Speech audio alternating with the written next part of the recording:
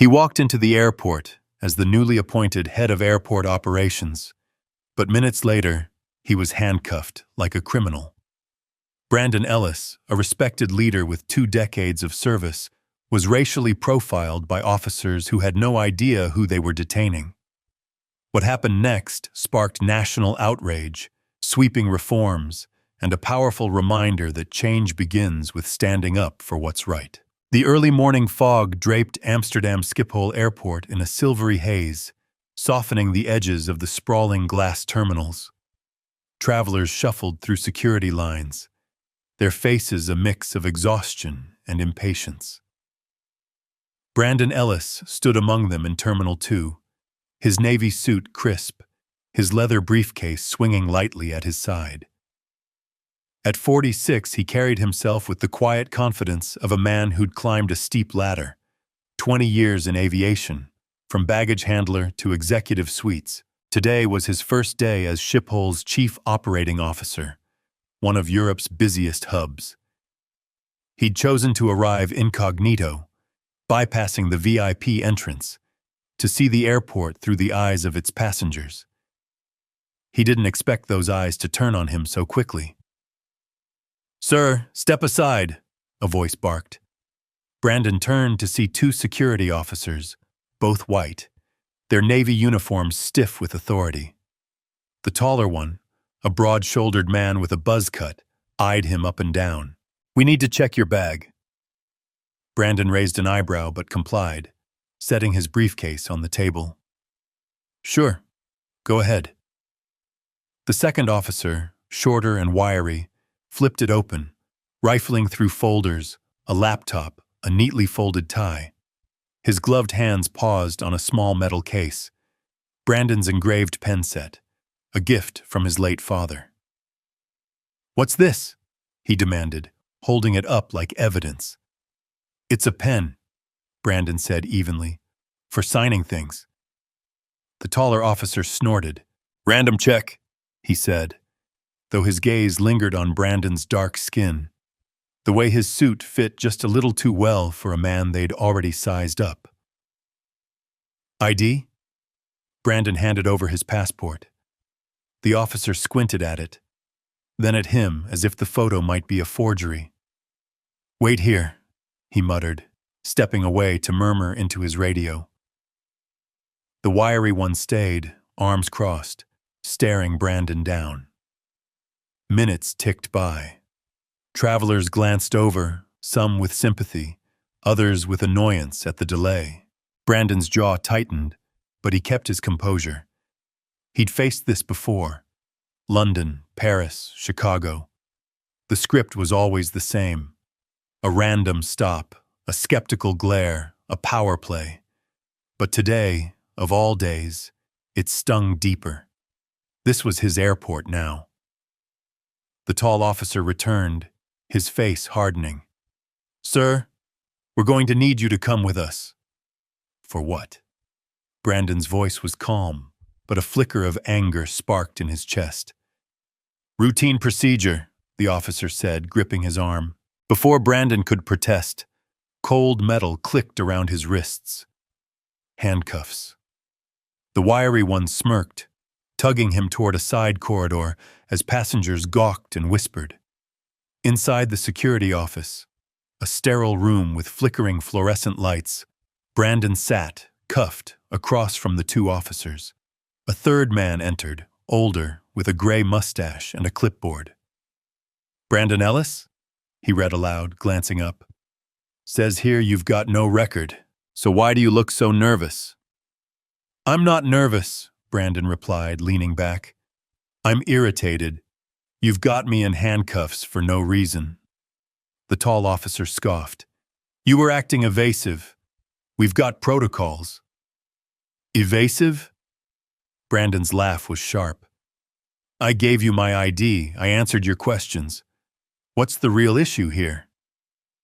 Silence hung heavy. The older man shifted uncomfortably, but the tall one doubled down. "We've had reports of suspicious individuals matching your description." "My description?" Brandon echoed. "Black man in a suit?" The wiry officer bristled. "Don't make this about race. We're doing our job." "Your job," Brandon said, voice low, "is about to get a lot more complicated." Before they could respond, the door swung open. A woman in a tailored blazer stormed in, her heels clicking furiously. Marika Vandermeer, Schiphol's head of HR, froze mid-step, her eyes darting from Brandon to the cuffs. "What the hell is going on?" she demanded. The tall officer straightened. "Ma'am, we detained a suspect." "Suspect?" Marika's voice rose. "This is Brandon Ellis, your new COO. Uncuff him. Now." The room went still. The officers exchanged glances, disbelief warring with panic. The older man fumbled with the keys, muttering apologies as the cuffs clattered to the table.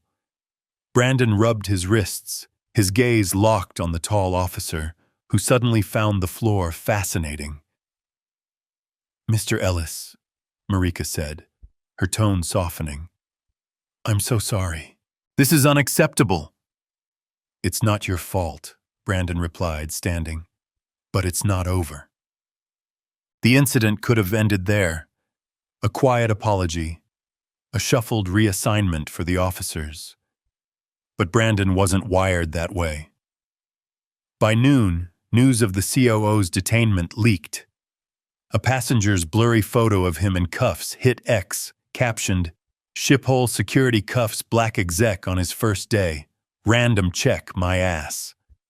The post exploded, racking up thousands of likes and retweets. Dutch headlines followed. Racial profiling at Schiphol? Activists flooded the airport's mentions, demanding answers. Brandon didn't waste time. That afternoon, he called an all-staff meeting in the main conference hall. Hundreds of employees, security, ground crew, executives, filled the seats, murmuring nervously. He stepped to the podium, his suit still pristine, his expression unreadable. "I was detained today," he began, his voice steady, "handcuffed in front of passengers because I looked suspicious. I'm your new COO, but to those officers, I was just a black man who didn't belong. That's not a mistake. That's a system." The room hushed. Some nodded.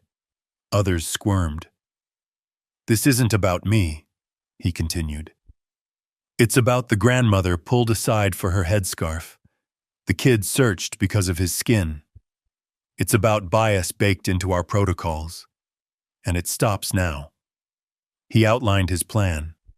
A full review of security procedures, mandatory bias training, a public audit of stop and search data. "We're not here to harass," he said. "We're here to protect. If you can't handle that, there's the door." The applause was tentative at first, then thunderous. But not everyone clapped. The tall officer, Jens, his name tag read, stood at the back, arms crossed, his jaw tight. Over the next weeks, Brandon became a lightning rod. The audit revealed stark numbers. Black and Middle Eastern travelers were stopped 5 times more often than white ones, often with no evidence of wrongdoing. Protests erupted outside Schiphol, signs reading, "Justice for Brandon" and "End profiling now." Dutch politicians weighed in, some praising his courage, others accusing him of grandstanding. Inside, resistance simmered. Jens and a clique of security staff grumbled about woke nonsense, sabotaging training sessions with eye rolls and half-hearted participation. One night, Brandon found a note slipped under his office door. "Go back where you came from." He pinned it to his bulletin board, a reminder. But change took root. A new policy required officers to log detailed reasons for every stop. No more gut feelings. Complaints dropped 30% in a month. Passengers noticed. A Somali woman thanked Brandon in the terminal, tears in her eyes. "I've never felt safe here before," she said. The tipping point came in May. Jens stopped a young black man, a student named Kofi, claiming he looked nervous. Body cam footage showed Kofi complying fully, yet Jens escalated, pinning him to the ground. The video leaked, and outrage erupted. Brandon acted fast. Jens was suspended, and Kofi's family invited to meet with him personally. At the meeting, Kofi's mother, Amina, gripped Brandon's hand. "You're fighting for us," she said. "Don't stop." "I won't," he promised. By summer, Schiphol was a case study in reform. Brandon's story spread across Europe, Paris, Berlin, London, sparking debates about race and security. He testified before the Dutch Parliament, his words broadcast live. Racism doesn't vanish with good intentions. It takes work. It takes accountability. The tall officer, Jens, resigned quietly, but not before sending Brandon an email. "You think you've won. You've just made us targets." Brandon didn't reply. He framed the email next to the note. On a crisp June morning, Brandon walked through Terminal 2 again, this time as COO in full view. No cuffs, no stares, just nods of respect from staff. A new mural graced the wall. Travelers of every color, united under the words, "Dignity First." He paused, gazing at it. The fight wasn't over. Other airports lagged behind. Other Gen Zs waited in the wings. But for now, Schiphol breathed freer. As he turned to his office, a young black girl tugged his sleeve. "Are you the boss?" she asked. "Yeah," he smiled. "And one day, you could be too." She grinned and ran off, her laughter echoing. Brandon watched her go, wondering how far her world would stretch, and how much farther he'd have to push to make it fair. The mural in Terminal 2 gleamed under the summer sun, its bold colors a quiet triumph. Brandon Ellis stood before it often, hands in his pockets, tracing the faces painted there. Brown, white, tan, all woven together. "Dignity first," the inscription read, and it had become his mantra. 6 months into his tenure as Chief Operating Officer, Schiphol was transforming. The data didn't lie. Stops based on vague suspicions had plummeted, passenger trust was climbing, and the airport's reputation, once tarnished, was inching toward redemption. But redemption, Brandon knew, was a fragile thing. It started with whispers. Staff meetings grew tense, with sidelong glances and clipped responses.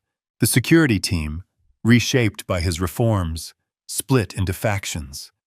Some embraced the change like Sophie, a young officer who'd once apologized to him tearfully for her colleagues' actions. Others, like Jens's old crew, simmered in resentment. They called it Brandon's regime, a phrase spat over beers in Schiphol's staff canteen. He heard it all, filtered through loyal allies like Marika, who'd become his fiercest advocate. Then came the email leak. In late July, an anonymous whistleblower dumped hundreds of internal security messages onto a Dutch activist site.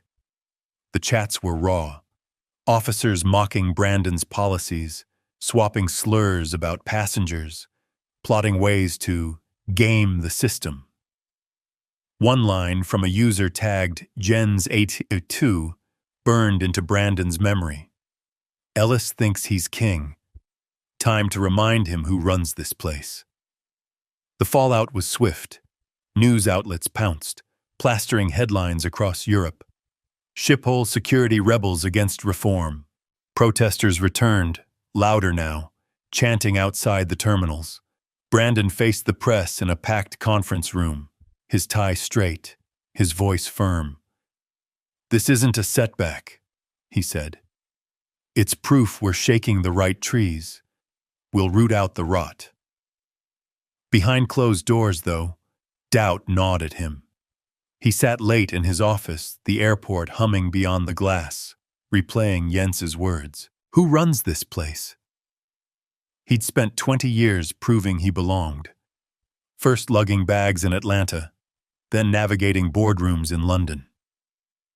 Now, at the top, he felt the ground shifting beneath him. The next blow came in August.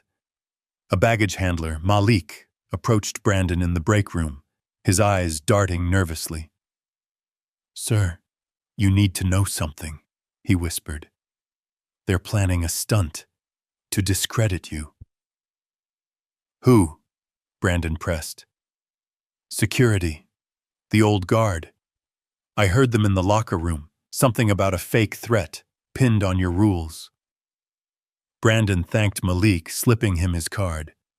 "Stay sharp. Tell me if you hear more." That night, he pored over security logs, cross-referencing names from the leaked chats. Patterns emerged. Late-night shifts, unreported incidents, gaps in camera coverage. He called Marika and Sophie to his office at dawn. "We've got a problem," he said, spreading the printouts across his desk. "They're setting a trap. If it works, they'll say my reforms weakened us." Sophie frowned, her blonde braids swinging as she leaned in. "A fake threat? Like what?" "Could be anything," Marika said. "A bag left in a terminal, a staged fight. They'll spin it. See, we need the old ways back." Brandon nodded. "We catch them first. Sophie, you're my eyes in security. Marika, get legal on standby.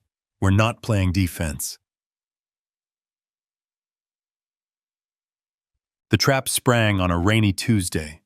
Terminal 3 buzzed with the midday rush when alarms blared. "Unattended bag, gate D12, crackled over the radios. Security swarmed, evacuating passengers as news crews materialized, cameras rolling. The bag, a battered duffel, sat ominously near a coffee stand. Brandon watched from the control room, his pulse steady, his team poised. "Check the footage," he ordered. A tech rewound the feed. A hooded figure dropped the bag, then vanished into the crowd. Too smooth, too deliberate. "Cross-reference with staff schedules," Brandon said. Minutes later, the tech pointed. "That's Peter, ex-security, Jens's buddy." "Get him," Brandon said, quietly. Peter was nabbed in a staff parking lot, his hoodie still damp. Under questioning, he cracked fast. "It was a test," he stammered. "To show the new rules don't work. Jens planned it. Said you'd take the fall." The duffel? Empty, save for a taunting note. "Ellis's legacy." Brandon didn't gloat. He fired Peter, suspended 3 accomplices, and handed the evidence to the police. Jens, tracked to a bar in Utrecht, was arrested for conspiracy. The story broke nationally. Schiphol COO foils sabotage plot. Public support surged.